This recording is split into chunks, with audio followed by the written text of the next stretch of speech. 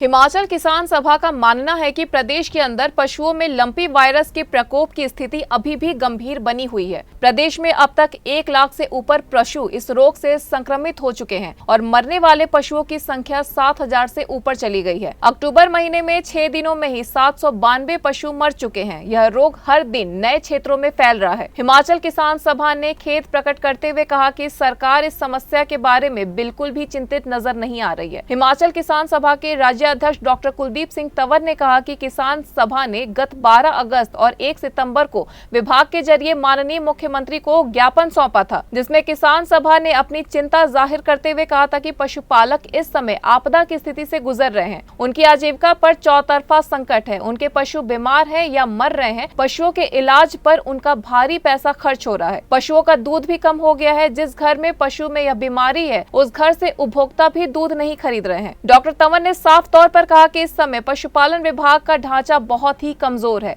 और पशुओं को पर्याप्त इलाज नहीं मिल पा रहा है। पशुओं की वैक्सीनेशन नहीं हो पा रही है। डॉक्टर तंवर ने सरकार पर आरोप लगाते हुए कहा कि सरकार पशुपालन विभाग में खाली पड़े पदों को नहीं भर रही है। फील्ड स्टाफ के लिए फील्ड में जाने के लिए गाड़ियों की व्यवस्था नहीं है। मजबूरी में स्टाफ या तो अपने निजी वाहन का प्रयोग कर रहे हैं या फिर इसका बोझ पहले से पीड़ित पशुपालकों पर पड़ रहा है। कि इनके परिवार में जो यहाँ 4 पशु है, 2 बैल है, 2 गाय हैं, चारों ही इस समय लंपी स्किन डिजीज के द्वारा अफेक्टेड है। और हालात ये हैं कि अगर यहाँ पर इस बैल को देखें, जो इसकी टांगे हैं उसके अंदर जो जख्म पड़ गए हैं, उसके अंदर कीड़े पड़ चुके हुए हैं। इसकी इस समय प्रॉपर ड्रेसिंग नहीं हो पा रही है क्योंकि इतना स्टाफ, क्योंकि इस पंचायत में जो रिपोर्ट किया गया है कि कम से कम कोई 125 केसेस अफेक्टेड केसेस है और 11 से ज्यादा यहाँ पर मौत हो चुकी है। अभी इस परिवार से जो पता लगा कि अधिकतर दवाइयां इनको खरीद करके मार्केट से लाने पड़ रही है, बड़े दुख की बात है।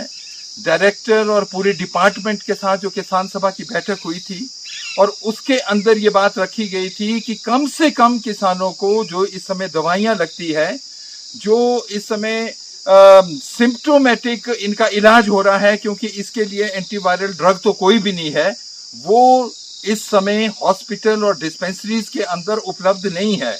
और साथ साथ में हमें यही बताया जा रहा था कि केवल शिमला तहसील तक ये सीमित है, शिमला जिला में। आज ऐसा लगता है कि ठियोग के अंदर, यहाँ जो विशेष रूप से ये 6 पंचायतें जो कसुम्पटी के अंदर आती है, यहाँ पर तो हर गांव अफेक्टेड है, हर पशु अफेक्टेड है।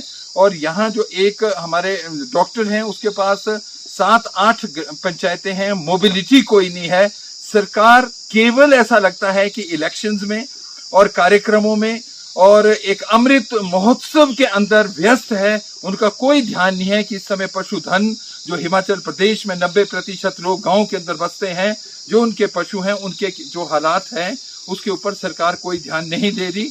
हम किसान सभा की तरफ से अपील भी करते हैं और चेतावनी देते हैं सरकार को कि तुरंत सरकार को इसके ऊपर एक्शन लेना चाहिए और भारत सरकार की तरफ से इसे महामारी घोषित करते हुए लोगों को मुआवजा भी दिया जाए और राज्य की तरफ से इसमें दवाइयां और स्टाफ की उपलब्धता करवाई जाए। धन्यवाद। News desk N1 live.